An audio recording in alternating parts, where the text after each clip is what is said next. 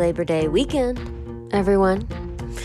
Welcome to Everything's Relative with Eve Sturgis. I am Eve Sturgis. I'm the host.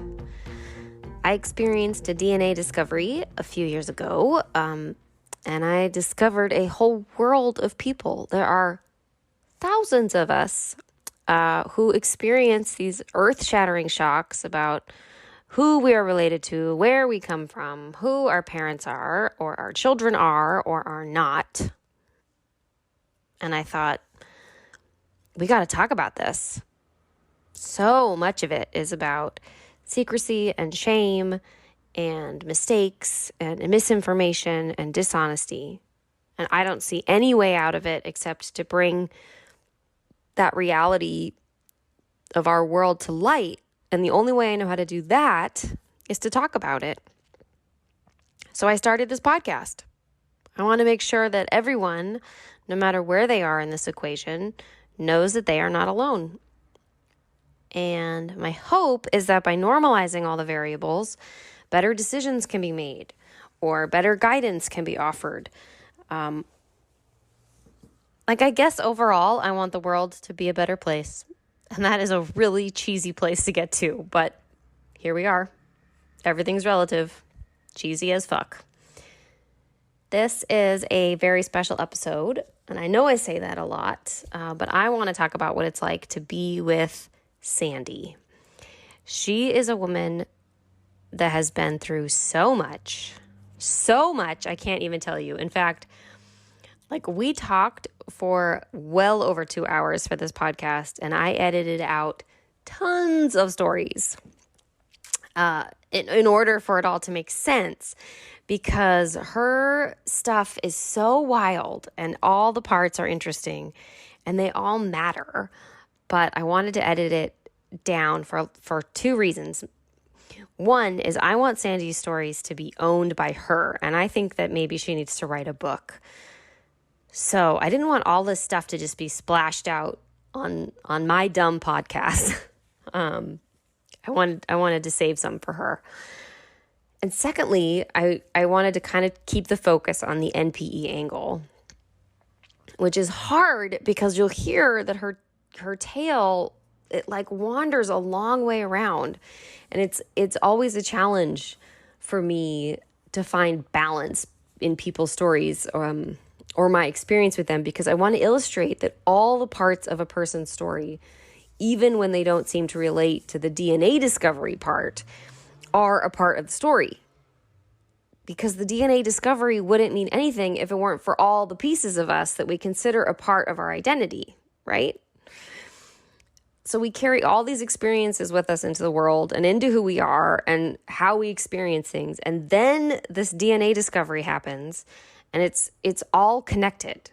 No part of us is disconnected from the rest of us. I just don't believe that our life is made up of a series of disconnected, isolated incidents that don't influence any other part of us. And that's part of what makes Sandy's story so special. Her life was hard and wild, and y'all will hear how it is somewhat unbelievable. And I think what I want to say is that she also comes from a walk of life that never would have crossed paths with my walk of life if we didn't both have this one weird thing in common. And because of that, we now inhabit the same space, and I get to know this person who's been through so much more than I ever could imagine. And we get to bond over exploring what makes us similar and what makes us different. Awesome. Where are you located? I'm in New Jersey. You are? I am. I'm in West Deptford, New Jersey. Yeah. Oh, okay. I was going to say that you were in Philadelphia. Well, I'm originally from Philadelphia. Okay. So I'm not, okay. That wasn't totally left field. I didn't just invent that. Okay. Not at all. Not at all. I'm from South Philly originally, Mm-hmm. but I've been in West Deptford, New Jersey now for 9 years. Oh, okay. So not even that long. I mean, 9 years is not that long. Okay. No, it's not. No. Okay. I didn't even know it. Cool. All right. Are you ready? I guess I'm ready. Okay. Yeah, I don't think it's not going to be anything you haven't talked about before. Sure. Right. All right. Wait, and I gave you that list of questions. I should look at them so that we go in the order that I asked them too, right? It doesn't, yeah, it doesn't matter. Yeah, Either way. yeah. Okay. So the first the first question, I don't know why that made me giggle. The first question is, where did you grow up? And I what grew was up. that like? Good question. I grew up in South Philadelphia, with my mother, her husband, and my 7 siblings. I am the oldest of 8 from my mother. And as far as how was that? Uh, I had a very traumatic childhood. Mm-hmm. I grew up in a drug-ridden home, with a lot of abuse, and neglect. But here I am. Here you are. And when did you first when did the NPE status for you first come into light, or when did you first become aware of it? You were So for me, young. I think it's a little different than Yeah. most people. Yeah, Yeah. yeah, no, I know it is. So yeah, So, yeah, go do it. okay. Sorry. It's okay. So I was um I guess all right. So my mother's husband, who I believed was my father, who I was told was my father, I found out later on that my mother got with him when got in a relationship with him when I was around 2 years old. Hmm. So yeah. So it's not Um, even like she was pregnant with you when she met him or something like that. The overlap isn't like that. You were already 2. Okay. correct. And she had, I guess they had me call him dad. So that's all I ever knew. Um, and in about 3rd grade, um, I was going to Catholic school at the time. Um, my mother's sister, my Aunt Betsy, she paid for me to go to Catholic school at the time. And I went to school one day and I had, they have a very strict uniform policy. Girls aren't allowed to wear pants, you know, everything had to be, you know, you got to follow this guideline. So Right. I We went know to about school. Catholic school. Yeah. So I was not in my proper attire. And they told me I had to take off the excess clothing that I had on, which was a long sleeve shirt underneath my shirt and um, like pants, like leggings or something Mm-hmm. underneath my dress. And I was covered in bruises. Mm. And my teacher asked me what happened. And I told her. Mm-hmm. And so they called for a meeting. And during this meeting, my mother was in the office with the principal. And they made me go outside the door. But, that ain't going to be that easy for me. I was in there. Mm-hmm. I had my ear to the door, listening Yeah. to everything. I don't think there to this day, I don't think anyone's figured out how to make, I mean, not how to make, but to this day, no one has made like a soundproof principal's office. Yeah, yeah. Right? Like they just haven't. Uh-huh. And I was listening and I heard my mother say, well, that's not her real father. And from that point forward, I was determined. So determined. Even at a young age, I would ask questions. So I thought she told you. She didn't. You overheard it. I I did not overheard know that. I had it. misremembered. Mm-hmm. Oh, I okay. overheard it, and then I confronted her about it. And of course, the whole dynamic from that point really changed because it made sense. Hmm. Because I was the only one that got the blunt of the abuse. Most of the time, it was, said it was behavioral reasons. But it was definitely so much different. Than what your other siblings were experiencing. Then my other siblings, yeah, sure, which all my other siblings are his children. Now, Uh-huh. don't get me wrong, they weren't spared any Right. neglect. They weren't living like a life of luxury with cake and No, absolutely delicacy. not. Yeah. Okay. The abuse was just different. Hmm.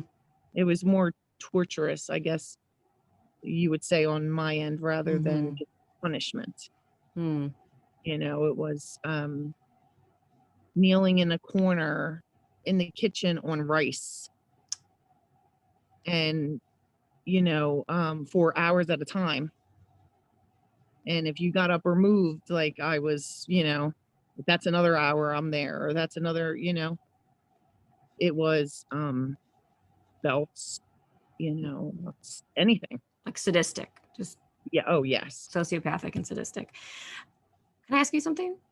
Mhm. What did the school do anything at that point other than call your mother in to talk? Did anything change at the house or Oh, so yeah, the school called DHS, which is they did? Department of Human Services for, the city of Philadelphia. And they came out and, it was one of them things where we got a lot of kids here. Where are you going to put all these kids? You know what I mean? I think that's what, and they just bullshitted them. I'm sorry. We can swear. It's okay. I was like, is that why? Bullshit. It's okay. Yeah, okay. No, no, no. It was they didn't care. It was one of them things where, my mother just, oh, she's just a troubled child, whatever. And yes, I'm not the best mom and I'm poor, but we don't abuse our kids, Mm. which was totally not the truth. Wow. And they had came out multiple times. Oh, they were out there all the time, even before that. And this was before. I mean, I don't know what they do. I'm assuming that it's changed in Philadelphia because it's not that way here. But like, there was no time for them to talk to the kids alone, or Oh, like it was talking to the parents. It was just talking to the parents, and then always to the right, parents. which is not how DHS functions now. Yeah, so it was Oof. definitely only talk to the parents. They had time for preparation too. They knew when they were coming. Oh, great. Okay. So what happens is, okay, let's throw some food in here real quick and make it look like we have stuff, which we normally didn't. Or, sometimes it was like the electric or the water, they'd have to check all that stuff. And if she was given enough time, she would call her husband's mother to, make sure everything was right before they came, which was, my grandmother, yeah, at the time, Wow. Mm-hmm. and Okay. but he was her only child, and she did everything that he said. Mm-hmm. And, you know, Wow. he abused her too. So it's not like the abuse didn't, stop at his wife and children. It his mother as well He was was. equal opportunity. Oh, absolutely. But you know what? He was, to think about it now, he was such a, um, so many people feared him Hmm.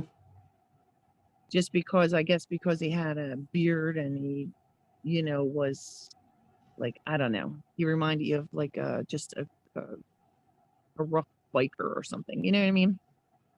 But he was really the biggest bitch.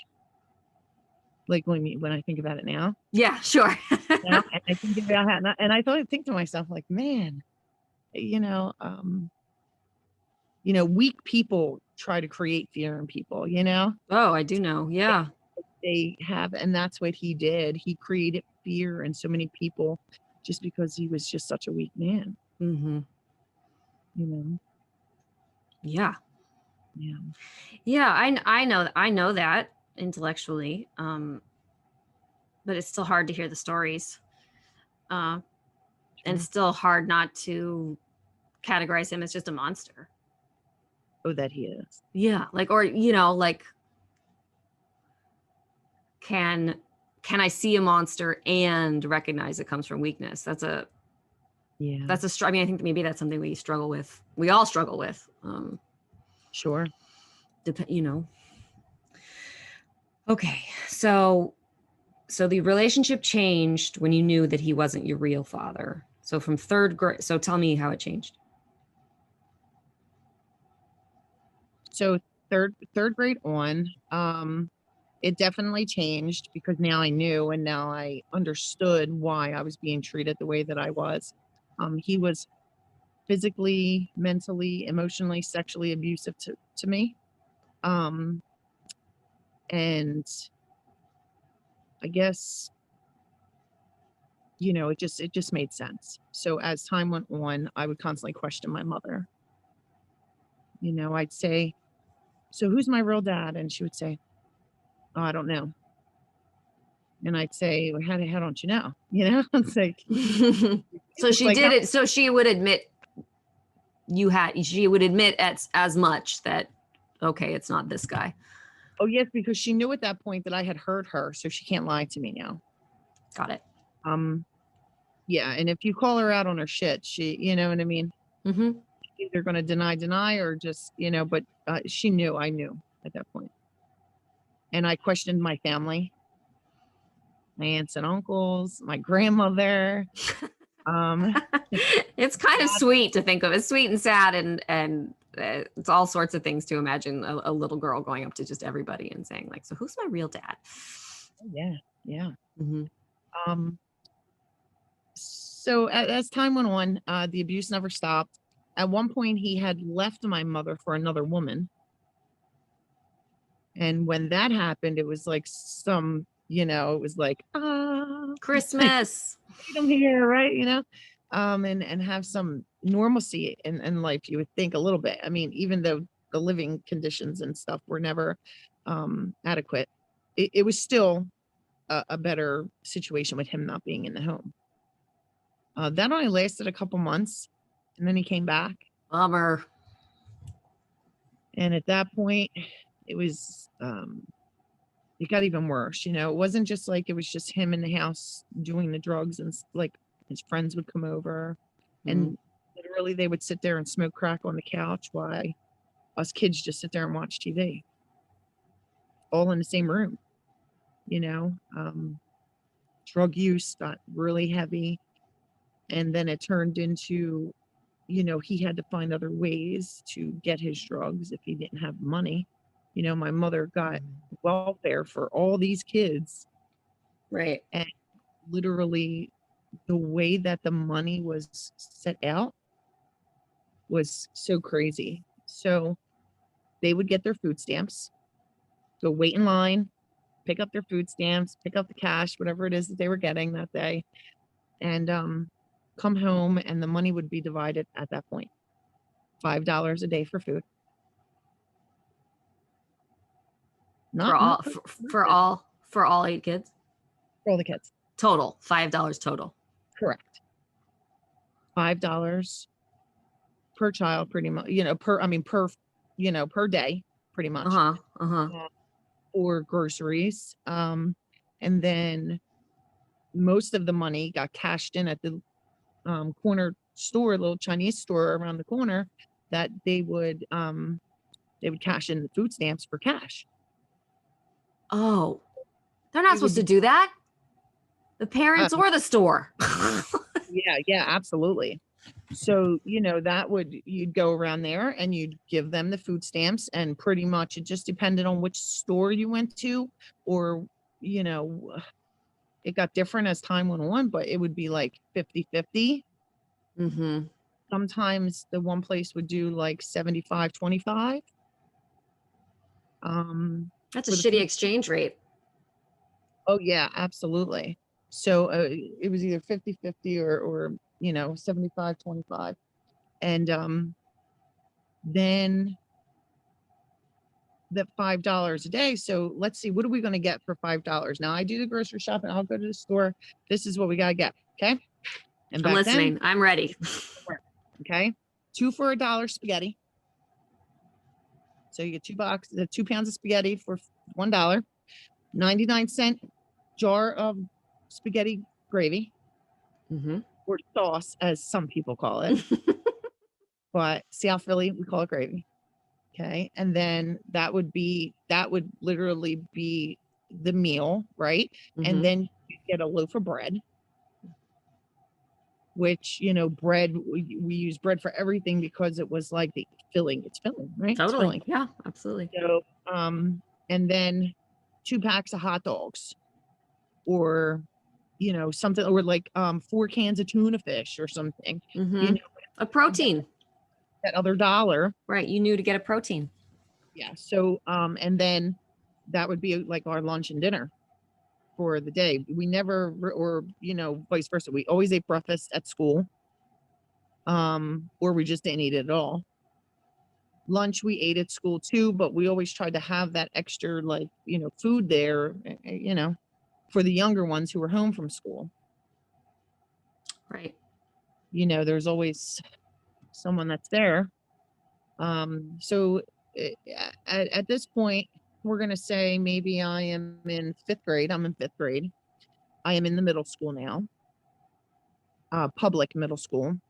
Um, I will go back a little bit. I was removed from the Catholic school, just so you know. Mm. Okay. Okay. That So wasn't I was, work. That wasn't working out for so no, somebody. For somebody. yeah, it wasn't working out for them reporting them. That's what it Right. wasn't Got working out. it. Aha. Okay. So I put back in the public school, and I was going to Stephen Girard school. And then once I was done there, I went to the middle school, which is bare middle. Um, and I'm in 5th grade. And at this point, I am being told that I need to stay home and watch children. Oh. I'm not able to attend school. So truancy is coming into effect. They come out to the house. Um, a truancy comes out, or a DHS is involved again, of course. And, they say, why aren't you in school? Mm-hmm. And they're asking my mother, why is she not in school? And they're saying, oh, she gives us a problem. She doesn't want to get up and go in the morning. Oh. Mm-hmm. Now I'm at this point, and I know this is going to be really hard for you to believe, but I'm like, nope, lying. Yeah. Lying. I was gonna say, I was like, when did you get mouthy? Because I feel like that had to have started at some point in there. Right. Okay. So now you can speak up. You're So like now, you're like 11. yes, and they're looking at me, giving me that eye, like, I swear to God, when they leave, Mm-hmm. you're gone. Mm-hmm. And believe me, I always paid the consequence for my actions when it came to that. But of course, they didn't do nothing again. They just said, you better be back in school. You need to follow. We're going to follow up, blah, blah, blah. Again, I went. So, of course, I was able to go back to school, which was like, yes, thank God. Mm-hmm. Um, Went back to school. And then I'm going to say 7th grade now is where it gets a little tricky. Again, I'm not able to go to school. I'm staying home and taking care of kids. And At you're this the point, oldest. You're 13, let's say, right? 12 or 13. yeah, I was probably, yeah, yep, 12, And 13, yep. then the rest of them are 10, 9, 8, 7, 6, 5, 4, 3. Like, are they just So my one sister after me is 3 years younger than me. right? That would be the biggest gap, I'm guessing. Yeah, and then everybody from there is, yeah, it's like a year or two, Mm-hmm. you know. Um, so I am being kept home from school again. I'm taking care of kids. I remember at one point my one sister was born, and she is, I think she's 10, yeah, she's 10 years younger than me. Okay, she is 10 years younger than me. So I was 10 years old when she was born. I can remember my mother coming in the room and saying to me, I'm going to the hospital, I'm having a baby. And I remember crying. Mm, I did not want to take care of another kid. right. She was she was the 4th after me, right? No, she was the 5th. She was the 5th Mm-hmm. one. And like I said, and we're 10 years apart. And I could just remember just thinking to myself, I don't want to do this no more. Mm. But she came and, it was what it was. But again, back to seventh grade, we're going through this again. Now I'm reporting everything that's being done. I am constantly, You're on a mission. I'm on a mission. I am in a special program at school. Um, they called it the A1 program. It was like for troubled kids. It was for kids who didn't attend school regularly. It was for kids who had bad grades or, anything like that. And we were in this special classroom, should I say. But they did a lot of after school programs with us to keep us occupied. So I would go in and I would tell them, I'd tell the regular, they would constantly call for DHS to come out. Well, my mother, again, kept me home from school and kept keeping me home from school. So then truancy came out and she told them that I was incorrigible and that it would be best, because she had to go to court. So she told the courts I was incorrigible and she thinks it would be best if they placed me somewhere. Wow. But again, that was just her I don't have no control over her, So I did. I got put into placement. I was in multiple group homes. I never went into a foster care system, but I was in group homes throughout the city or the state pretty much, because I did go to ones in Pennsylvania, but not in the city of Philadelphia as well. That lasted, I guess it was about a year because I came back. I guess it was eighth grade year, maybe. I think maybe ninth grade year, maybe. And that's where it really got difficult, because now I'm coming back into the situation to where the system releases me back into her care. And I'm going back into the situation to where things have been havoc for this amount of time that I've been gone. Right. I'm seeing, the effects of that on my siblings. They're not being cared for. I would literally have routines with bathing, homework, feeding, all these things that now was put onto my sister after me, this burden, which was not something she was, I don't think she wasn't ready for it. You know what I Right. mean? I mean, even if she was capable, she wasn't ready. She's 3 years younger than you. So it's absurd. It's like absurd. It's unfathomable to think of somebody, man, to think of it, to think of you, let alone somebody younger than you, trying to do that. And it, yeah. Correct. Now, at this point I come home and she's pregnant again with my one and only brother. Oh, it's all girls? Oh, yes. I don't know why that's shining light in this dark story, but for some reason it's sweet to think of all these little girls. Yes. And heartbreaking, but yeah. So because I always wanted a lot of sisters. Yeah, it's tricky. It's tricky. It is unique. It's definitely pretty cool, I guess, to have one brother, but he's a piece of work, I'll tell you. He's got a personality like you can't even. He's a comedian, that kid. So now she's pregnant with him. She delivers him in December of 90. Yes, December of 90. And that was that. But that's where it really started to, pick up to where the neglect was really bad. Department of Human Services was always out. People in and out of the house. Nobody knew who, what, when, where sometimes. We had tons of animals, which I can blame on myself. You are an animal lover to this day. I was hoarding strays everywhere. Stray cats in the alley, stray dogs on the street. We had tons of animals, tons of kids. and no way to feed everyone, you know? Um, oh boy, to think about it now. Um, so at this point, you know, I think that the Department of Human Services is tired of coming out to our house. And are you still bringing up to your mom or to her husband that you're who you're asking about who your dad is Oh, all the time. all the time? Like, Absolutely. Absolutely. I think every chance I got, and I would root through all her paperwork. I would see if I could ever find anything that said anything about anything.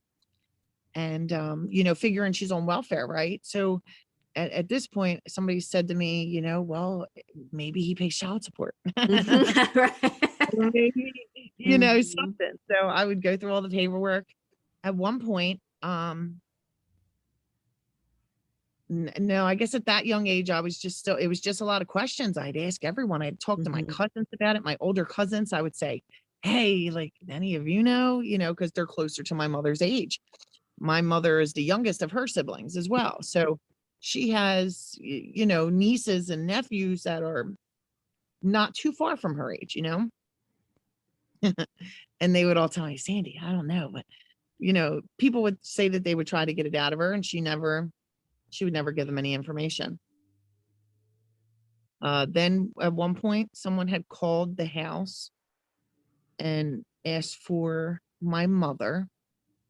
And when I asked who it is, he said his name was Michael. And I said to my mom, there's a guy named Michael on the phone for you. She snatched the phone out of my hand. She ripped it out of the wall. No. I have no idea who this guy was, you know? I'm like, so now I'm like, is that my dad? Wait, that's my dad, isn't it? You know, like, She's like, I did not play that cool. I did not play that cool. but you know, it wound up. So at this point, I'm like, yeah, oh God, it's maybe that's him. So now I'm like, do anybody know Michael? Who knows Michael? Nobody ever had an answer. So just a little bit past this, I was 15 years old, and I am still taking care of children, but I'm also doing a lot more of my own stuff on the streets these days. Um, I used to have to go cop their crack and stuff from the dealers Sure. in order to get privileges to be able to go out or something like that. Mm-hmm. And when he didn't have money, I would go to the dealer and ask her if she would be willing to front him and pretty much just say, you know, for myself, like, please, like, this Mm-hmm. doesn't help me, you know. And I was held up at gunpoint. I was held up by knife point. You know, it's the projects. You can, you know, so many things happen. And all because I'm copping drugs and, you know, doing these things. Being so young though, I had zero fear. You know, I felt like I had my worst fears were in my own home, you know. Mm-hmm. Never feared anything on the streets. So at this point in my life. And not too long after that, it really got to the point to where I was taking control and trying to take control of everything in my home, whether it be, you know, the kids and just how things needed to be, how I needed things to be for myself too, you know. If I wanted to do things, I was taking control and allowing myself to do them. So I had asked my mother if I could go to a school dance. This is December 20th. The dance was 1992. And I had It's like said a to my mom, winter dance, like a yeah, it was like Christmas a ball or something. winter, yeah, it was like a winter something, you know, a frost, you know, Mhm. Frost. Yeah. frost, yeah, Frost theme. yeah. So, you know, I had said prior weeks before if I could go. She had told me yes. So the day comes, and my friends and my boyfriend and all the, you know, they're all coming to meet me, and we're going to this thing together, and it was the first event that I had ever attended, at the school. And um, so I come downstairs, I'm all dressed, borrowed like clothes from my one of my friends Mm-hmm. to wear. And I come down the steps, and the way that our staircase was, it was like stairs, and it's like a little landing, and then there's a couple more stairs. Mm-hmm. So I'm standing on the landing, and my mother's husband says, "Where do you think you're going?" I said, "Oh, I'm going to my dance tonight at school." And he's like, "No, you're not." And I said, "Oh, yes, I am." And he said, "No, you're going to stay home and you're going to decorate for Christmas." Mind you, it's 5 days before Christmas. And guess what? They ain't get us no damn gifts. They ain't ever buy Mm-hmm. us shit. And Mm-hmm. I got IOUs a lot though. Mm-hmm. And then you get some dollar store stuff, maybe, or whatever, five and dime back then. Sure. But he tells me I'm not going, and I say I am. And he tells me to stop talking back to him. And we continue to argue. And he gets up and he comes at me and he hits me. So I grab onto the railings and I swung my legs up and I kicked him and he flew across the room. Mm-hmm. And he got up and he pulled out his gun and he shot me right in my chest. Needless to say, I didn't make it to my dance. Didn't make it to the dance. I'm awake. Yeah, I feel like I just got pushed back. So I Mm-hmm. get up and I feel like I'm a little tight in my chest, so like I can't breathe a little bit, right? But I am up and I am like, and I'm looking around and all of my siblings, they're up the stairs, they're on the couch, they're like all around, and I'm looking at them, and one of my friends was right across the street, crossing the street, coming over, and he ran to the payphone and he called 911. My mother didn't even call the police. Wow. And then when asked why she didn't call the police, said she was in shock. She didn't know what to do. But she hadn't checked on me either at that point. But then she did come outside. After the fact, after the cops were called, she came outside and I had passed out and she was smacking me in my face, telling me I better not die. When I woke up briefly, she was smacking me in my face, telling me I better not die. And then after that, it's like you would see in a movie. I was being rolled through a hospital and all I seen was all the lights above me as I'm like being rolled in the hospital. And I'm 15 years old at this point. But I was dressed up, and I had borrowed clothes from my friend, which, Mm-hmm. her shirt had a big bullet hole in Yeah, it. they're not getting those back. Yeah. Mhm. They cut off my new sneakers. That's the only thing that I did have that I bought with, of course, money that I got doing illegal shit. Right. But I did get myself just a black pair of sneakers. It was like Oh. were like BKs or LA Gears. Mm-hmm. Yeah, yeah, like yeah, totally. Are those Reeboks? Yep. That was the era. Yeah. So and yeah, so I was in the hospital. At this point, that's when they do something. You see that? It takes for them it takes for a child to be shot in order for, the system to work for them, What a message. Mm-hmm. you know, which is really sad. And they took the children from my mother and placed them all with family. So each of my mother's siblings took a child or two. And I was only in the hospital for 4 days and I signed myself out because I went back and had to figure out what it was going to be. I was so controlling. I really that's all I can really think. Like I didn't want to lose control, and I felt like if I was gone too long, I'd lose control of the situation. Mm-hmm. And I didn't want to do that. Maybe it wasn't control. Maybe it was fear. Um, Probably a little bit of both. Yeah, I mean control and fear is such a way to, or control is a way to cope with the fear. Yeah. Oh, Uh, absolutely. Absolutely. But guess what? He went to jail. Finally. Finally, somebody did something, you know? That's all I could think to myself. Like, it took all these years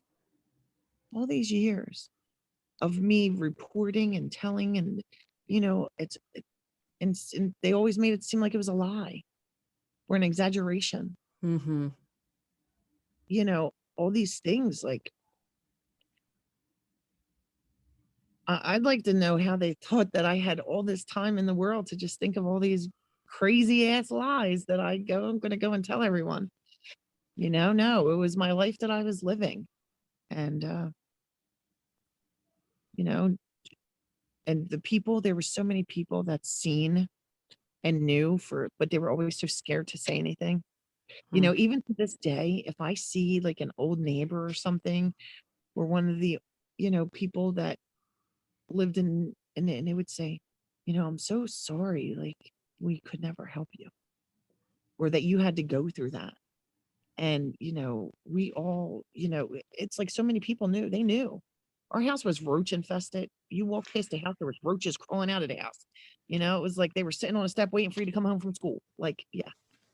That must feel so maddening. Ugh, horrible, horrible. But my mother testified for him in court as well. Right. When I turned 18, I went and got all the transcripts Mm-hmm.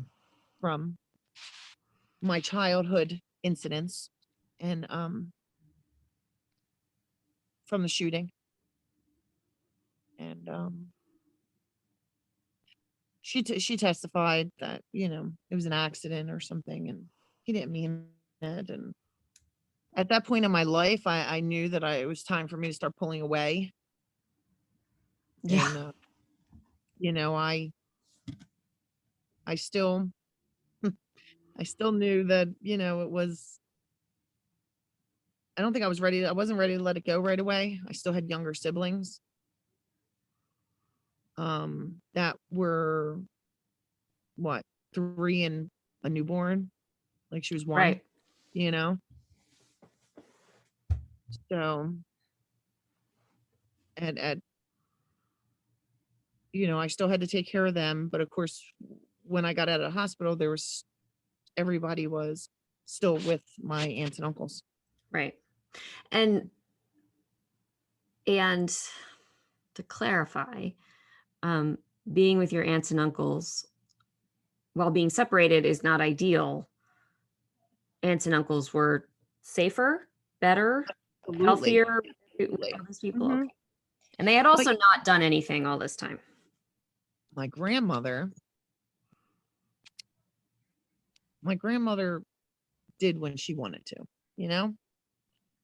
Um, she got involved when she wanted to. She kind of, um, I don't think she really ever had the control over my mother, and she never wanted to put too much on my mother. I don't know. Now, my grandmother's husband, which is technically my step grandfather, who I called my grandfather, Mm-hmm. was the most amazing man that I had ever met in my life. You know,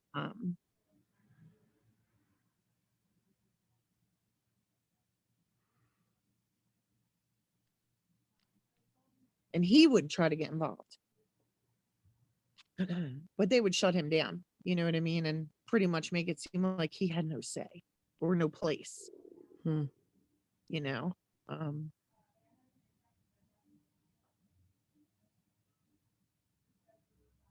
but he literally was the one person who always made me feel like um, I was normal. You know, Mm-hmm. and not when I was with him, it was like the burdens were gone. He'd take me fishing, or he had a garden over in New Jersey, where he was originally from, even though he lived in the city.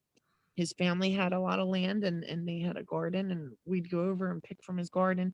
He had a boat. He'd take me out in the boat and go fishing, me and my cousin.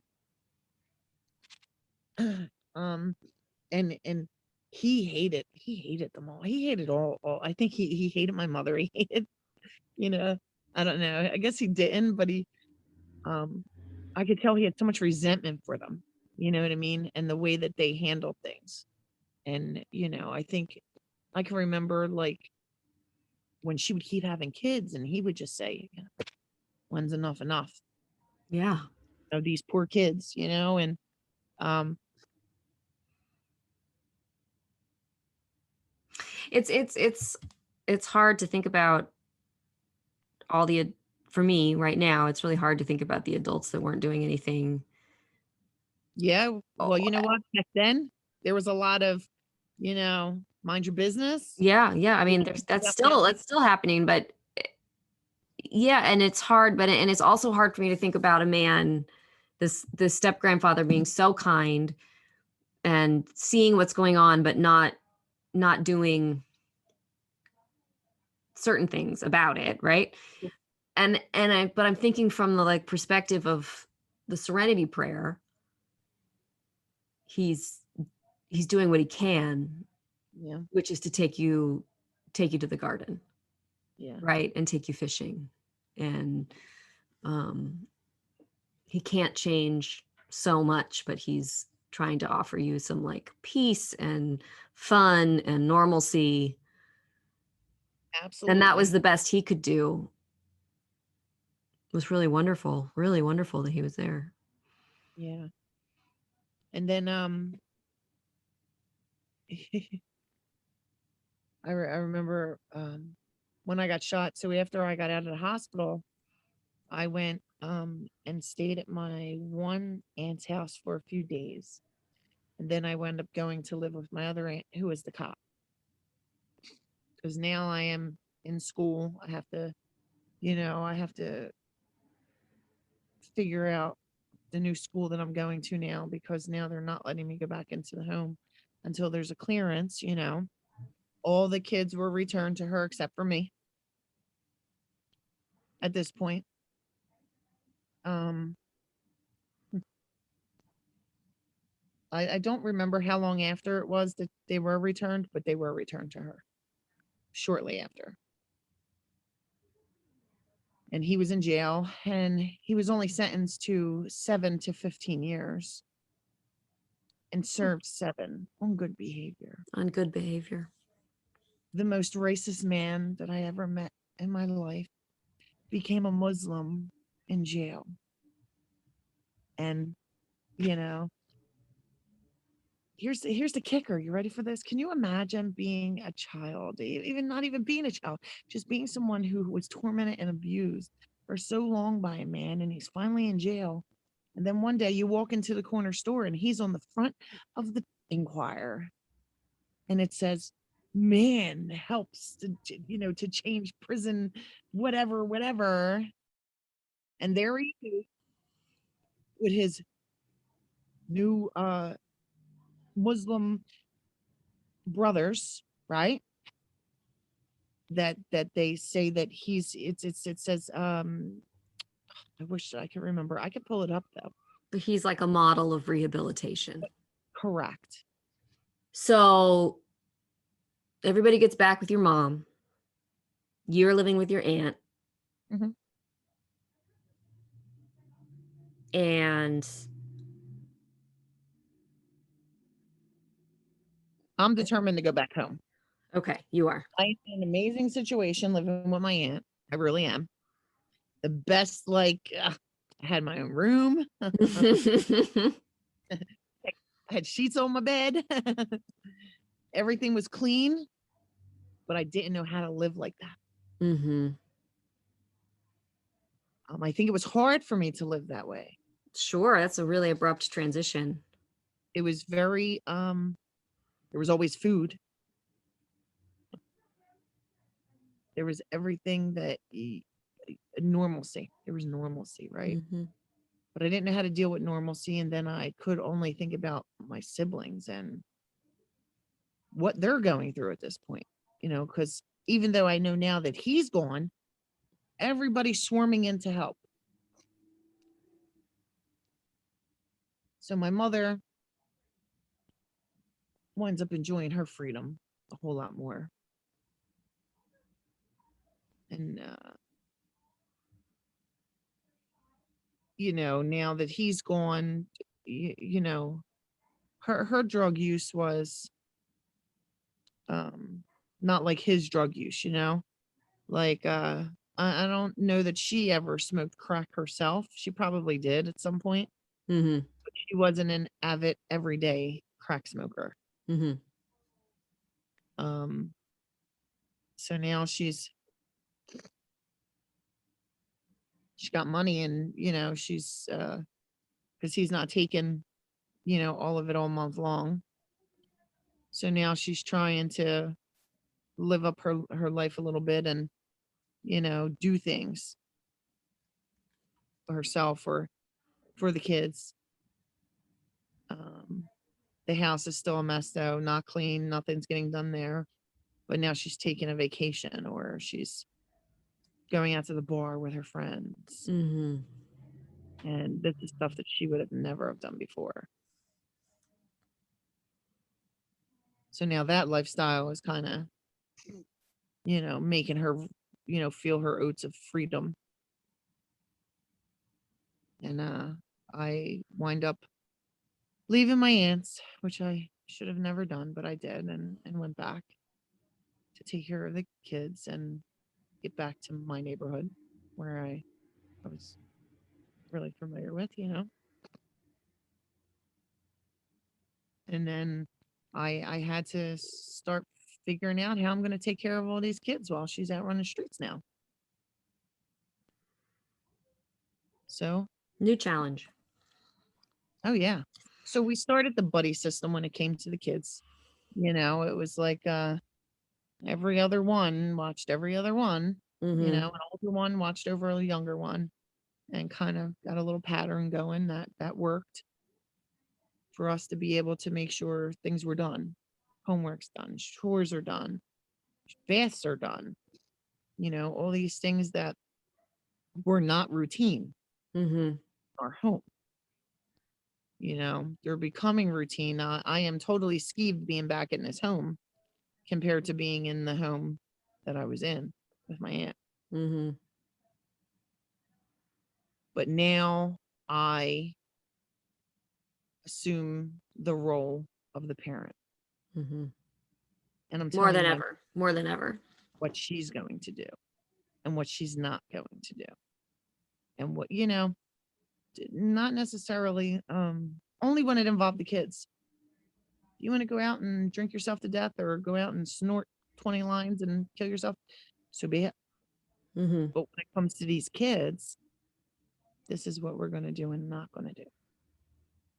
But my sister after me, she took on a lot of the burden. She took on a lot of the burden with me, you know, because I depended on her to babysit, to watch the kids, make sure they're all doing what they need to do while I go and I do what I got to do in order to make money for us to be able to, all these things. And I'm in a 1-bedroom apartment. 1-bedroom apartment. And I'm pregnant with my own child, my first child of my own. Wow. And you're how old are you at this point? 17. 17. Yeah. Mm-hmm. And yeah, now it's like everything is yeah, it's crazy. Um I wound up having my daughter, and she was only about 3 months old, and I was arrested for attempted murder. Um well, it was aggravated assault. Wound up getting aggravated assault, reckless endangerment, wound up being my final charges. Mm-hmm. Um, and my daughter was 3 months old. So I was in jail I went to jail for a little bit before I was released on house arrest. They did release me on house arrest. And that's when I realized I had way too much anger in me, Mm-hmm. because now all these people who had made me feel like shit my whole life, like this is like I I have the power that I never realized that I had. And I did. I definitely did not let anybody walk all over me from that point forward. Mm-hmm. Nobody ever put their hands on me. If you put your hands on me, it was another story. And I made sure of that. And yeah, it was rough. It was rough. I definitely, when I think about it now, I think about just the anger that I had, and the feeling of having control at that point was such a rush. Mm-hmm. I knew, and I said to myself, like, nobody's ever gonna walk all over me like that ever again, Mm-hmm. you know? But it just shows you how damaged I was. Just makes it so easy to understand how the cycle happens. Yeah. Like Oh it yeah. just makes it you're just laying out like this is a step by step. This is how it happened. Yeah. It is. And it's a very hard cycle to break, especially when it Mhm. comes to I never got into drugs, thank God.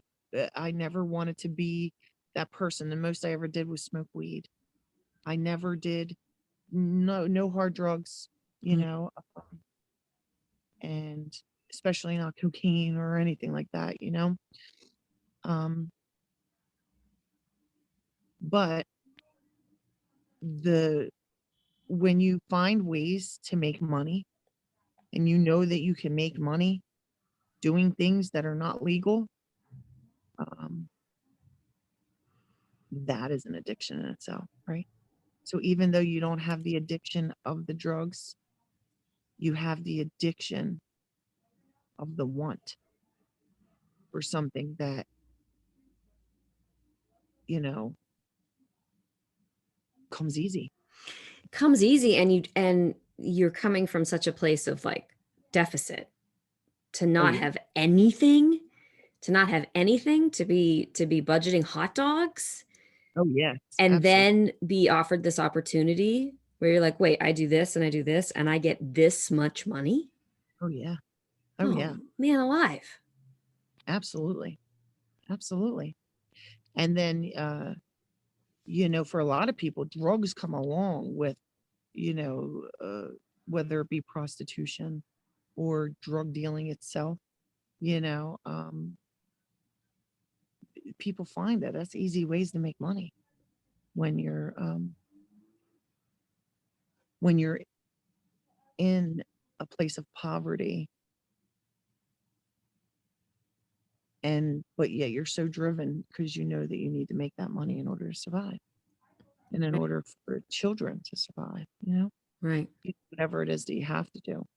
And at that point it becomes very selfish. You don't care who you're hurting. You don't care what people think.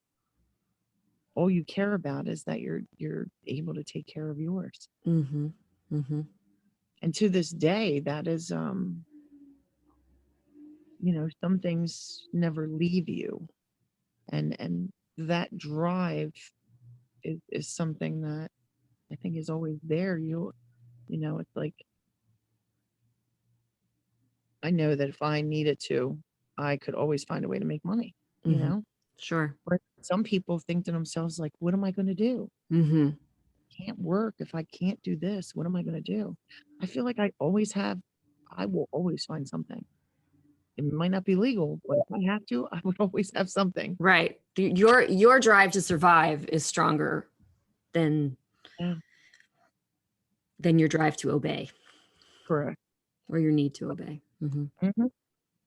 But I'll tell you, I mean, it's something that stays with you, the trauma of that kind of childhood. Mhm. it's something that comes into you, it follows you into relationships, whether it be with your relationships and the way that you raise your children. I was so protective of my children and never let them go anywhere, never let them do anything that I was not there. At least my older three, Mm-hmm. right? My younger two, it seems a little more I have a little bit more of an understanding, and I try to be a little bit more lenient with them. And but my older ones were never, I mean, my son was 14 years old and he wasn't allowed to leave my street. Mm-hmm. That's not normal. Right. Um, and So, I can definitely see that you know, that it wasn't right, but it was a fear, and that fear mm-hmm. makes that control um, come out, and it's just it's sad. It's something that I work on every day. It's never it's never something that fully what's the word I'm looking for? I don't want to say fully under control, but fully because the whole point is that the Right. control, It's not that uncontrolled. thing, you Fully know, dissipates, fully leaves yeah, you, fully heals, yeah, resolves or recovers something. Mm-hmm. healing is always something that is important. And yeah, I think we got off track with my dad a little bit though, right? Yeah, that's okay. That's what these stories do Yeah. because it's all still a part of the story. Oh That's the yeah. thing, you know, it's like, Yeah. Oh, I just remembered something, right? So remember when I turned 18 and I went and got all that paperwork, yeah. I went up to family court. Mm-hmm. I asked family court if there was ever a custody or anything, and the document that they were able to give me only had a first name, Michael, Ding, ding, ding, ding, ding. right? A man named Michael called and your mom ripped out the phone. Mm-hmm. So now, That's so resourceful. How at age 18 did you know to go to city? Did you know to do all that? You just knew? um, I don't know if I was 18, if I would know that I could go to court and get records or. I was absolutely very resourceful. I was extremely, I mean, I asked a lot of questions. I always asked people. I talked to people. I was very resourceful in that matter, to where I always had to get my answers. Mhm. So I would just keep asking until and then somebody said, "Oh, how about you check this?" Or, "Oh, how Right. about Yeah. that?" You'd have to go to the you have to go to court for that. You have to go to the records. Yeah. And Amazing. then the Okay. other thing was my public defender, or my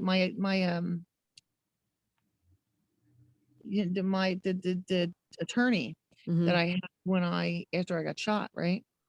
I became very close with her. We stayed in contact. So she would give me little, information here and there on things that I could do to try to figure stuff out. Great. Okay. Yeah, Amazing. because Okay. she would call me and stuff. I had her number at any time I could call her. Um, and she was That's just great. like a public defender. She was, an attorney that was given to me through the state, Hmm. to Hmm. represent. But she was, no, she was the district attorney for, yeah, she was the district attorney for the state prosecuting him. Hmm. But, of course, because I was a minor, Right. I was not, I couldn't press charges, so the state pressed charges for me. Right. On your No, on your behalf. correct. So now you know his name is Michael. Oh, now I assume his name is Michael, Assume his name is Michael. right? Right. Because the things are falling into place, right? We got Hmm. this Michael called. It says just Michael, no last name on this paperwork. And so I am looking for this Michael. Now, at this time, I am watching these, I don't know, documentaries or something on television, and seeing all this stuff about DNA, right? So now I'm thinking to myself, oh, I could just go take a DNA test So I go to the court and I say, can I take a DNA test? And they were like, well, who are you taking a DNA test with? Oh, And that's so cute. I'm like, well, myself, can't I just give you my DNA? And, and they're like, Yeah. no, that's not how this works. So I was kind of on my own at that point. You're so close, though. You're so So close. close, so close, right? I got the right idea here. Totally. And of course, for several years, it was just like there wasn't too much that I could do. And then computers came out. And I was like, oh man, buy this computer. It's like, dial up the whole nine. And I'm thinking to myself, like, I with this computer, like I'm gonna be able to just do anything I want to do. Of course, I realized quickly that I am computer illiterate because, I know nothing other Sure. than we purchased one. But you're right in that you can almost do anything. Yeah, so now I'm on Once like you this figure it out, right? One finger one at a time. finger, Yeah. one figure, you know, and I'm doing whatever. I'm getting people to help me who do know about computers to tell me whatever it is that I need to know. How do I do this thing? Um, and now I am searching for Michaels on the white pages, and I'm doing all these things. I knew where my mother lived at the time when I got pregnant, so now I'm looking through to see if I want a last name. Still don't have a last name. Michael's. God, could it be a more I was the worst. like could it be a more common name to be searching by first name only? It was the worst. Then I go to the library, right? Because now the library's doing like some free class, to learn how to type or learn how to use a computer, computer Brilliant. 101. Mm-hmm. So I go to the library, and while I'm there, I realize there's this genealogy thing going on, right? And they have like this group. So now I'm just standing back and I'm listening, I'm watching, and I'm like, these people can help me. Mm-hmm. Of course, these are just family tree builders, they're not like, so, I quickly learned that you need to know the people before you can add the people, right? Right, right, right. Right. But But it's amazing to think of you like kind of one, I don't know, it's like one little step clue. Like you're getting there though. hmm so then I find out that that there is going to be some kind of this DNA test that is going to be a commercial DNA test. And I'm like, okay, sign me up. I want all that information. And I did my research. I got all the information and Ancestry. I sent them, I mean, I don't think Ancestry test actually dropped until 2010, 11, something like that. So before that, what did I do before that? So now I go to YouTube and you don't look me up either, I swear. And I make a YouTube video looking for my dad. And at this point, my cousin had gotten married in California, right? So I go out to Cali, and some family members went out. My aunt's husband, now my aunt who I had moved in with and Mm-hmm. who was like the amazing one, Mm-hmm. she had passed away at this Mm. point of breast cancer, Fuck. as well as one of my other aunts had Mm-hmm. also passed away of breast cancer. So my aunt's husband had came out, and he said to me, I said to him, of course, because you leave no stone unturned. So I say to him, so hey, did you ever know who my dad was? Were you around at that time? Did you ever hear any stories? And he says, actually, I think that your dad was this guy named James. Oh, I said, okay. okay. So that's a left turn. He says, I think that it was your aunt's ex-boyfriend. Mm-hmm. He said, now, can't say 100%, but I remember hearing something that this guy, James Guckin, you know, was your aunt's ex, prior to me, and he was a plumber, and that your mom may have dated him at that time as well or something. Mm-hmm. So I said, oh, okay, then this is what we're doing here. So I find him. I go to his house and knock on his door. Of course. You go to the Gluckin house, the Gluckin plumber house. Okay. Yeah, yeah, yeah. So I go to his house and his wife answers. And, I just asked if he was home and Mm-hmm. he was not, but he wound up pulling up in his plumbing truck. Guckin. Okay, pulled up this plumber truck. I look at this guy and I'm like, there's no way in hell. He's like 5'6". Mm-hmm. Here's my 5'9" ass. Yeah, I'm like that right there eliminates the possibility right off the top. I look at him and I'm like, no, I don't think this is not the guy, right? So I say to him, did you know a woman named so and so, my aunt?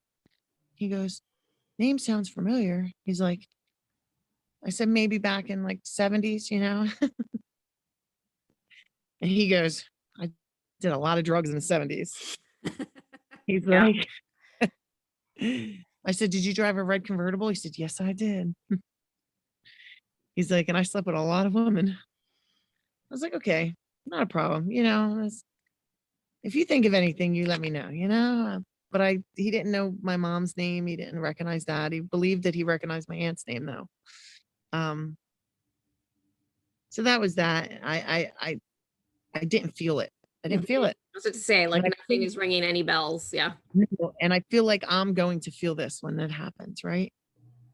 So I continued to just dig and now I'm stuck. This James is sticking with me. Michael has no relevance in my vocabulary, in my brain. No matter, even if I keep going back to it, it's not sticking with me. James is what sticks with me. Mm-hmm. Now, at the time, I had, here's the funny part. My son's middle name is James. Ah. Mm-hmm. Okay. So I almost feel like I probably already knew before so I'm digging James, not really finding anything at that point, but Ancestry gets back to me and I receive an email. Mm-hmm. We want you to be one of our first. Mm-hmm. Yes. First 100 people, I think it was, or whatever. Like I have to really Whoa. see if I can find that email. You were like an OG. Okay. you know, they want me to, purchase the test, be the first to Like invite you to give them money. yeah. So now I'm like, oh, I have to do this. This is the answers I've been waiting for. And I test and my results come back. And I think you already know that takes up your life Right. Yeah. for a period of time. I mean, I think I went a good 7 months of not cleaning, cooking, or doing anything in my house Just obsession. because I sat on that computer Figuring this and out. tried to figure everything out, building my trees, Mm-hmm. trying to learn what centimorgans and segments and all these things are. And, how do I use this and how do I do it? And I'm contacting every single person on here. And then I realized I got ways to go.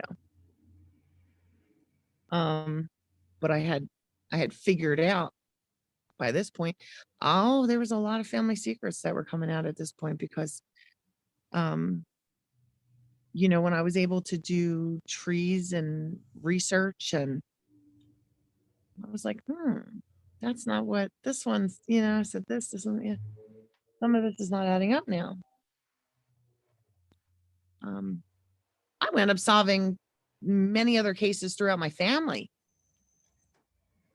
I'm not before surprised. I'm not surprised at all. I could solve my own. My my okay, my mother, her sisters, and her cousins all, it was almost like a weird pregnancy pack, right? Mhm. That's not what it was. Did that just rub again? Sorry. It did, but it's okay. That's not what it was, but they all wound up having kids like right around the same time, right? None of their kids had their dads. They all None moved, of. none of them. So now it's a bunch of women with their children, and they all move out to California with my mother's cousin in LA. And they go and they're out there for a few months. You know what I mean? They're out there for like 6, 7 months. And mind you, you got all these infants, no baby daddies, like these are all running from something. And they're living out here in Cali, living out there in Cali. Mm-hmm. That's what we do out here. We live. And none of their kids got dads. Hmm. Whether it be estranged husbands, abusive husbands, husbands that leave because he probably knew that kid wasn't his. And then my mother, who just supposedly doesn't know who her kid's baby dad is. Mm-hmm. So the one, my mother's cousin's child, she was told that her mother's ex-husband was her dad, but he wanted nothing to do with her. He left when she was 1. Come to find out, it wasn't even her dad. Mm-hmm. And she's finding this out at 40 some years old through me doing research. Right. So you're like at the forefront. You're sort of pioneering a lot of this discovery experience Oh yeah. in the early days, of this. And not only are you're pioneering it for yourself and trying to figure it out, but you're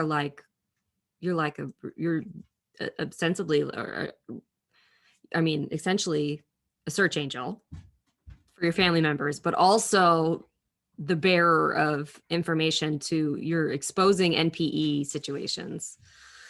Oh, absolutely. Wow. Absolutely. And watching the emotional fallout in loved ones. Adoptions, whatever. And it came to the point where I'm telling everybody to test. Everybody I met, oh my God, you should take an ancestry DNA test. And I am literally saying this to people not even related to me. I don't care who you are. I was, they should have been paying me because a ton of people tested because of me. Mm-hmm. Did you hear Hundreds of that, people. Ancestry? Did you hear that? Yeah, yeah. And but I would just tell everybody take this test, hoping that one day it'll come that somebody's going to test and it's going to be my sibling or my dad or my Mm-hmm. grandparent or Right. someone. Somebody. If you can get everybody. So then, but I never, I've solved close to 80 cases that were not my own. That's Over the years. amazing. That's amazing, CT. Now, mind you, most of the DNAs are linked to me. Mm-hmm. There are people that they said, I'd send them a message. Hi, I see we're related. Let's try to figure this out. Well, I don't know who might, oh, I can help you with that. Mm-hmm. And that's how we went, and that's how it went. And then eventually, I received some DNA matches for these women within a month of each other. One's matching me at like a 388. The other one's matching me at like a 415. I'm saying, who the hell are these ladies? But that's not a lot, right? No, Yeah. it's not a lot. Yeah. It's not a lot, but it's enough, right? To say, who are you, right? Uh-huh. Uh-huh. So then I am doing research and now I know it's going to sound weird. I'm very intuitive. And when I get, like I said, how I stuck with that name, James, it stuck with me. And that's all that I could play with in my head because something's telling me that is correct. So now when I am trying to figure out connections, that's something else that I do. my brain just tells me when it's right and when it's wrong, right? So I'm going through these ladies and I'm saying to myself, this is my grandmother's line. Both of these ladies are from my grandmother's line, but how is this possible? How's this possible? I don't know my grandmother, but how do I know this? I just do. I don't know. So now I need to figure out the connection between these two ladies and my grandmother, whoever she is, because I don't know who she is. You know it's your paternal grandmother. I do. Yeah. Yeah. Okay. So Something's you telling me somehow that. you just know. Okay. Yeah. Somehow I just know. And so I start digging and I try to find the connection between the two. Not finding the connection. I find these lines and they're not related to each other. So how is this, possible? But that's all I kept saying to myself. Then neither one of these women answered me. Messaging and Mhm. messaging, no response. So now I'm searching. I'm searching names. I'm searching, looking for phone numbers, addresses, whatever I could find. I'm calling them, leaving voicemails at every number that I could possibly get. And then I finally talk to them and I say to the one that I finally got in touch with first, her name is Adeline. And I say, you know, hi, Adeline, and I tell her who I am. And I say, I'm trying to figure out our connection. Did you take an ancestry DNA test? She said, yes, I did. I don't know how to work it though. Okay. You're like, don't worry, I got that covered. Been working on it That's for fine. years. I said, I see that we're related through the Barella line and Tenuto, Barella Tenuto line. And she said, oh, yes, my dad's, Joseph Barella. And my grandmother was, my grandmother was Teresa Tenuto. And my grandfather was Frank Barella. Okay. I'm definitely related to that line. Well, my grandfather had a second wife, Maria Passanti. Nope, she's not my line. Hmm. Definitely Tenutos. I already know it's the Tenuto line. And she's like, oh, okay. So then that could only be my dad's. So my grandmother and my grandfather only had X amount of children together. The other children are from his second wife. Yep. Got all that information. I've built this whole tree out. So now I see where she fits in. I just don't know how she fits in. Hmm. And I say to her, she said, oh, I have two brothers. I'm like, really? You only have two brothers? I'm like, that doesn't make sense. Okay, so maybe I'm wrong. Maybe it's my grandfather's side. And I just go back and continue to work on, she tells me her one brother has two kids and her other brother has no children. But it's not fitting for me. It's not just not working in my head. So then I go to the other woman and I couldn't find information on her for the longest time. But because she had her marriage name on there, Right. not her name, right? So I'm digging for this woman and it's not coming up. I'm not finding anything. Her husband was like everything was in her husband's name. So now I'm like digging, but I did eventually get to speak to her and she gives me her siblings. She thinks I'm on her dad's side of the family. So I'm like, okay. So now she's telling me I already have her dad and her siblings from her dad. But I'm saying I don't know. I don't see a connection based off of these links that, is there any way that you don't have any other siblings? Your mom or dad didn't have any other children? Oh yes, my mom had a daughter, her oldest daughter, who left when she was 13. She left home. Okay. What is her name? And as soon as she tells me her name, I knew that that was it. So then I call the other woman. Do you know a woman by the name of Hmm. Jeannie? And she says, I don't know. I don't know. And I said, did your dad or mom have any other children? And she said, my dad did have a child, but we didn't know her. Bingo. Ding, ding, ding. And there's my grandmother. And I search for her and I Um, I figure out she passed away in 2011. But I looked at her obituary, her legacy, Mm-hmm. Mm-hmm. so I'm looking at her legacy and I'm looking at this picture. I'm like, this is my grandmother. I'm reading what they're saying about about her, and Mm-hmm. I'm like, this is my grandmother. This is her. This is her. So this is my grandmother. So now I look through her children. I'm finding her children, and I find her oldest son, James. What year is this? This was just this year. I know. Last, Okay.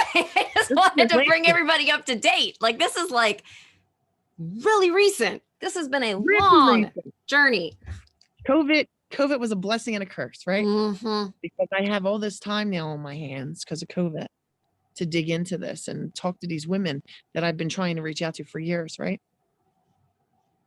And I read this obituary and see that she had passed, and I find her children and see that her oldest son, James, has passed away. And I knew that that was it. I knew that it was him. I found that her youngest son Mm-hmm. also passed away, Hmm. and that she had one other son who's only 11 years older than me, and three Oh. daughters.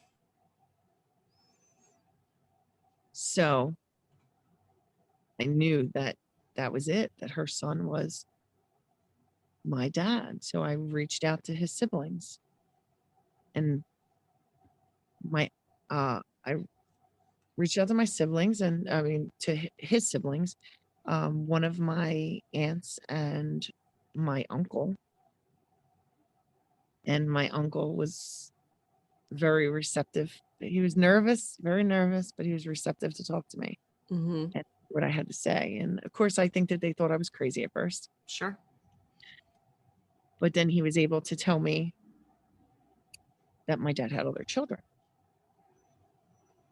So, and I had reached out to my sisters, Mm-hmm.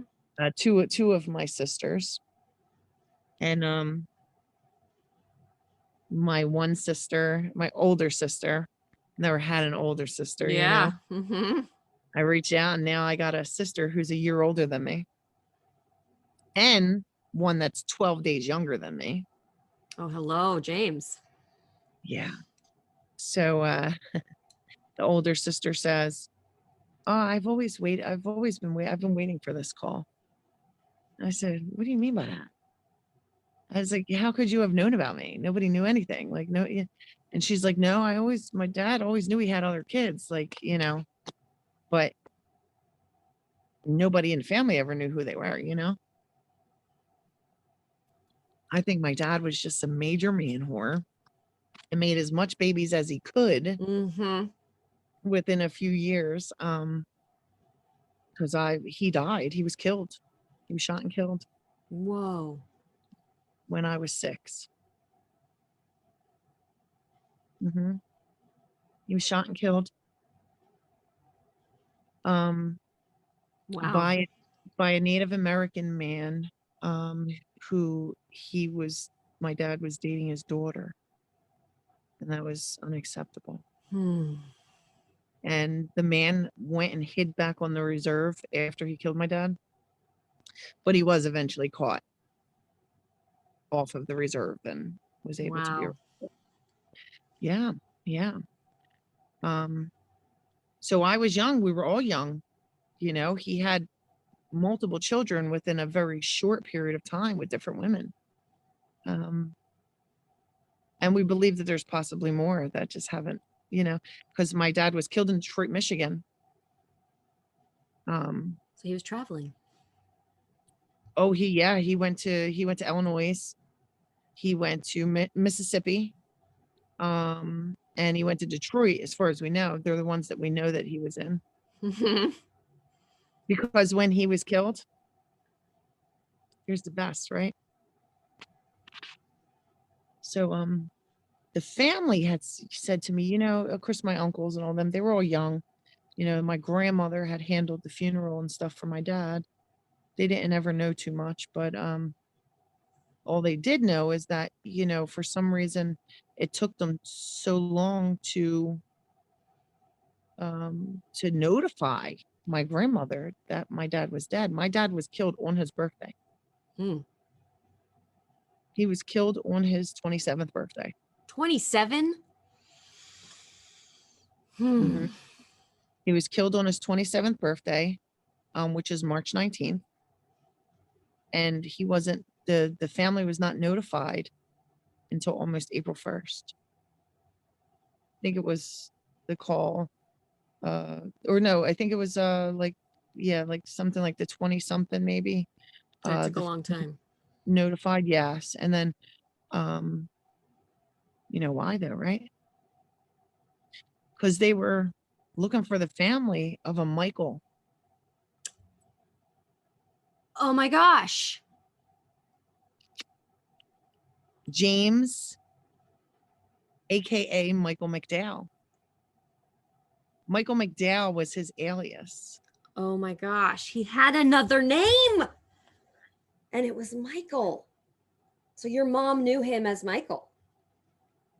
I don't know. I'm Maybe. guessing possibly. Maybe. I mean, I don't know. I mean, I just thought that it was really crazy, right? So I got a copy of his death certificate, Mm-hmm. and it says his name, AKA Michael McDowell. So they were looking for the family of this Michael McDowell. Now, here's the best, right? Because now, I had to do this too. I have all the documents from his death, Wow. Of course you from do. all the Mm-hmm. investigation reports. I have all that. 6 women claimed to have been his girlfriend. Michael McDowell. 6 women. Yeah. He was a tomcat. Only 2 of them knew his real identity. One of them Wow. being a woman in Mississippi who came forward, and actually told them, "You're looking for Michael McDowell's family. That is not Michael McDowell. Mm-hmm. That is James." Oh my gosh. Yeah, but she knew him. She met him as Michael, Mm-hmm. but she found out he did tell her his real identity. Now he had told her that he uses the alias because he's wanted for murder. But I found no proof of that, so I don't know how true that. Mm-hmm. Because I think I would have found something by now, right? Right. I think the research you've done, I think you would have found that.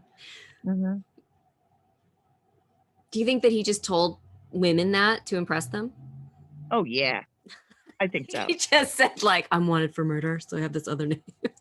Yeah. No, Mm-hmm. I definitely think that that's what it was. I mean, I don't think, I Mm-hmm. mm-mm. And if he was wanted, I'd be able to find something. There Right. was nothing. Right. I And this is so recent. This sort of, I don't want to call it a conclusion because I feel like these stories never end, but this part of it where so how did that feel for you? oh, I was so overwhelmed when, like, I asked the half sister to take the test, and she was like, "Yes, absolutely." I sent her a kit, Mm-hmm. and I sent her a 23andMe because I didn't want to wait 6 to 8 weeks. Right. So I sent her 23andMe, which was 2 to 4 weeks, and the results were literally back in 3 weeks. And I remember saying to myself, "This is it. I've done it. I already know. I feel it. It's done." Like, I'm already having that, you know, moment, You look elated. Yeah, Just I was talking like, about it right now, it's like your whole so energy crazy. has changed. Yeah. Yeah, it's so crazy. And so I was like, I know this is it. This is so I have to now. I'm like so excited. I'm gonna have this test come back and it's gonna say half sibling.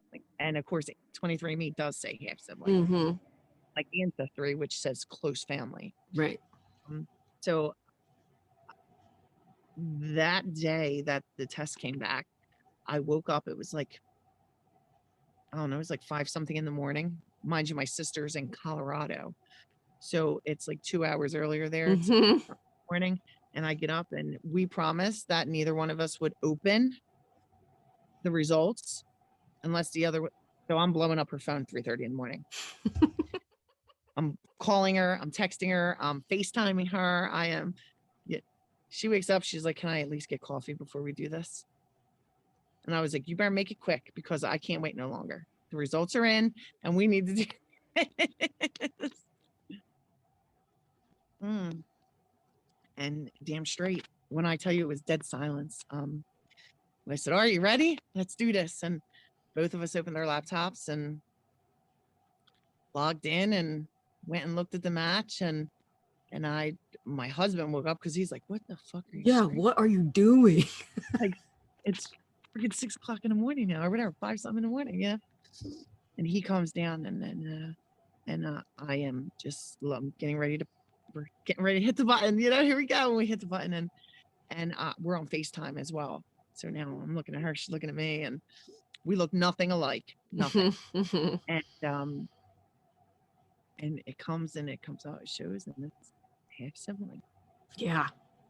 And I just start bawling. I'm bawling, crying, and we're on FaceTime, and she's just like, "I knew it. I told you, I knew it." And my husband's like, "All right." So now he's comforting me, and he's like, like, "Fucking did it. I fucking did it.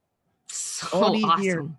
finally fucking did it, And it was great, and it was such a great feeling. And my sister is just great. She's, um, and she likes to bust my balls and call me her little sister because it's like weird. But she's like 5 foot nothing. So again, she can't say anything. She's like, I think she's like 5'5" maybe or something. But I'm like, I'm your big little sister. So let's get Yeah. that right.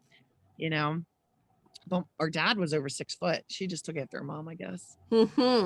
Grandmother's dad's side of the family was short too. So Strong short genes. I guess. And you have since then seen a picture of Michael, right? And James, Michael McDowell, aka James. And you guys are like twins. I don't know. I don't think I am my son. Him and my Oh, son. okay. You and your son. Okay. Him and my son has so many of his features. They have the same facial structure, same jaw structure, his nose, his eye structure. Yeah, my youngest son, he looks so much like him. But you felt like you could see the resemblance. I knew it. I Yeah. knew it. Even though I feel like when I don't look like them. I don't feel like I look like many of them. Even though my uncle and his wife seem to think they say I look like my grandmother. Which I can see similarities between us. But the first time I met my uncle, which was 1 year ago yesterday, Oh, wow. I met him and his wife for the first time. And she just stared at me and she kept looking at me. And I just was a little creepy, And she goes, "I'm sorry, but you remind me so much of his mother. Just like your face, the facial your facial expressions that you make, you talk and stuff. A lot of that just reminds me so much of her. The way that and I was like, "Oh, okay." I mean, it's been great. My cousin actually is down right now, which is my dad's youngest brother's daughter. We've built a great bond and relationship. My sister actually comes in on the 17th, and she'll be here for a week. So we'll be seeing each other again. We talk weekly though. And she did not have the best of life. She was another one. She really didn't know our dad because, she was only 7 when he died. She was raised by other men and in a foster care system. So yeah, we bonded in a lot of ways. But I mean, in the process, when I was doing all my research, I had joined some Facebook groups, social media groups, and that got me, it helped me with a lot of things as well, just support and information. And then I seen they were doing a meet and greet in Philadelphia, and I was like, "Oh, I got to get on this." And I signed up and signed up for it, and thought that that would help me because, of course, that was a few years back before I had really, I still hadn't figured anything out. And so I was still very sad in my heart, right? I guess that's how you Mm-hmm. can put it, the not knowing is, excuse me, it's weighed heavy on me over the years. It's a very long time to carry a Yeah. not knowing. So with that being said, I found this group and I thought that hey, I'm going to go and meet these people and, people who could understand how I feel because it's hard for anybody who doesn't to understand, who hasn't been in that situation to understand. And so me and my husband went, he came with me and that's where I met, you know, uh, some of the most amazing women that I have ever met in my life at this Philadelphia meet and greet, and I don't know if I can say names on here, but, You can say them. I think you can say Oh, I them. can. Oh, am I allowed? Okay. So yeah, that's where I met Erin and Mm-hmm. Cindy Mm-hmm. and Kathleen. Founders of Higher Earth Hope and Healing Retreat. Correct. Erin and Cindy, yeah. And some other ladies. Mm-hmm. And it was great. And then when we had stayed in contact, of course, after the retreat, after that meet and greet, Mm-hmm. and Erin and Cindy had said, "Hey, we should start a retreat group or something. We should go on a retreat, or and we're all like, hell yeah, let's do it." And yeah, so I'm an original. I'm an OG. Mm-hmm. Yeah. Older. Yeah. You're one of the. You're. Yeah. What's that called? I want to say you were in on the ground floor. Yeah. In on the ground floor. And that has been even after now knowing, it's still something that gives me such satisfaction and growth for healing, Mm-hmm. because it's not like it just goes away once because there's always going to be that unanswered questions and emotions. um it is sad that I will never get to hear his voice or to see his face in person, or know any of these things, and you always get them people that are like, oh, but you can't miss what you never had, right? Oh, but you can. Mm-hmm. Especially when you're like me and you're just so in tuned with things. It's so weird. Hard to explain, to be honest, but I feel things just different, I guess. Mm-hmm. I feel like I Mm-hmm. feel different. I don't know. Some people, you know, they always say, oh, well, just, do this or none of that works for me. Mm-hmm. None of that Mm-hmm. works. I have to do, and the retreat helps me do that. That helps me to work through. I find that talking about my situation Mm-hmm. helps me to heal. And a lot of times in everyday life, you don't have time to do that, or it's not a fit situation, Mm-hmm. Mm-hmm. right? So Yeah, the retreat. Yeah, the retreats and the gatherings like open up the space Mhm. for a whole lot of things that are just out of context otherwise. Oh yeah. Mm-hmm. And I mean, you can't heal if you don't try. You always have to try, no matter how you do it. Yeah, thank you so much for sharing so much of your story. You're such an open book. And I think it's so important for everybody to talk about how there's all these stories and they're so different, but the connection is this NPE experience, or this NPE situation. And you didn't, I don't know that you even meant to do this, but it's like you've become, you're such a like model of resiliency and healing and strength, but also you're true to your authentic, you're true to yourself. It's just like, I just think the NPE community is so lucky to have you. I'm lucky to have them. Yeah. They help be who I am,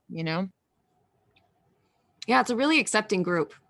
Like people really come from all walks of life, and Oh, absolutely. people come and really be who they are. Yeah. Like it's like something I've never seen before. It's important. And, everybody can find somebody that they can connect with. Not everybody connects with each other, but Right. everybody can find somebody that they have some kind of a connection with. And sometimes that's all you need to help you to the next step in life, I'm not ashamed at all to say that one of the very first moments that Sandy and I shared was taking shots of Jack Daniel's honey whiskey together. And I knew then that she was special. And I hadn't even really seen anything yet. Sandy is real and authentic in a way that makes her, like, it makes her the most trustworthy person in the room because it's very clear that she does not have time for bullshit.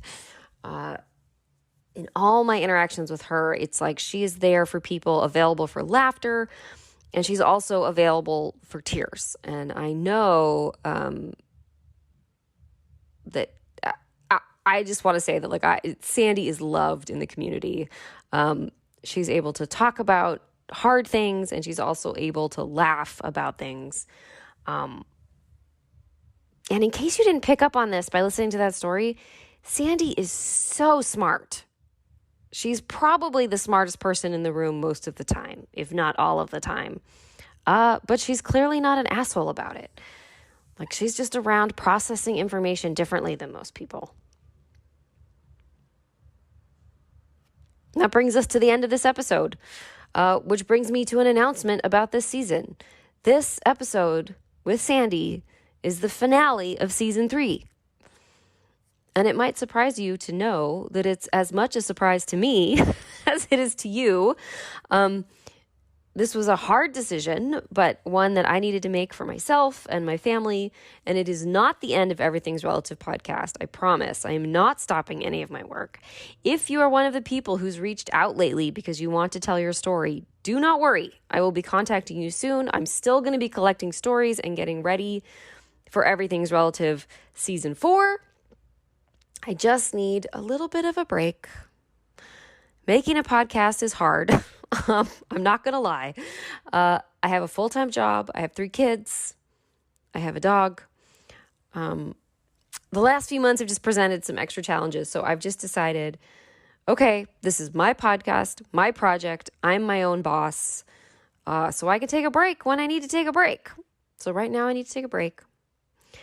It's a little bit hard because I am the most proud of this season, of season 3. I feel like I'm just finally starting to understand how to make a podcast and just starting to feel comfortable here in this role. I'm so proud that I put out 20 episodes, and I'm really excited and proud to know that I will put out even more next season. And I want to do events. I would love to meet more of you. There are so many stories to tell. So even though there aren't new episodes coming out every week for a little while, please know that I'm still here. This is still an ongoing project. If you want to help me help people tell their stories and spread the word about the DNA discovery phenomenon some more, you can help by doing a couple things. You can review this podcast on whatever platform you listen to. You can give me a star rating, and you can write a review. You could support me with Patreon. There's links on my website. Contrary to popular belief, I make $0 creating this project. Any amount that comes my way goes directly towards production immediately. Another way is you can tell your friends about it. You can follow the podcast on social media. We're on Facebook and Instagram at Everything's Relative Podcast. Please make sure you're following along so that you know when things are happening, and you can keep in touch and up to date with what's happening over here in this camp. And otherwise, I just hope that you please keep in touch because, like I keep saying, life keeps happening. Our stories are not happening to an end. They're always evolving. And that's all the stuff I want to talk about. So thank you so much for your support so far. It has been an amazing journey. I'm so excited to keep on traveling with it and with this huge loving community of MPEs that I have come to know through this project. I'm Eve Sturgis. This is Everything's Relative Podcast. Until next time, bye-bye.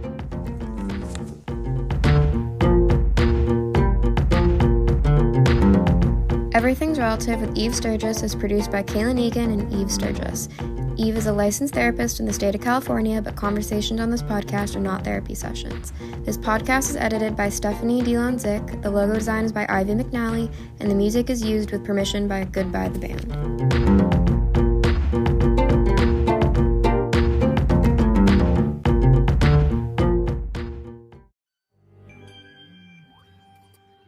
Ever wanted to hear from the neighbor at 9 Cloverfield Lane? Or what if I told you that Dr. Loomis's worst patient wasn't Michael Myers? I'm Adam Peacock, host of the podcast My Neighbors Are Dead. Join me each week as I talk to the lesser-known characters from your favorite horror films. Each week is an all-new, fully improvised journey into the unknown, featuring friends and luminaries from the worlds of comedy, horror, and beyond. New episodes every Tuesday on Campfire Media. Subscribe now on Apple Podcasts or wherever you listen.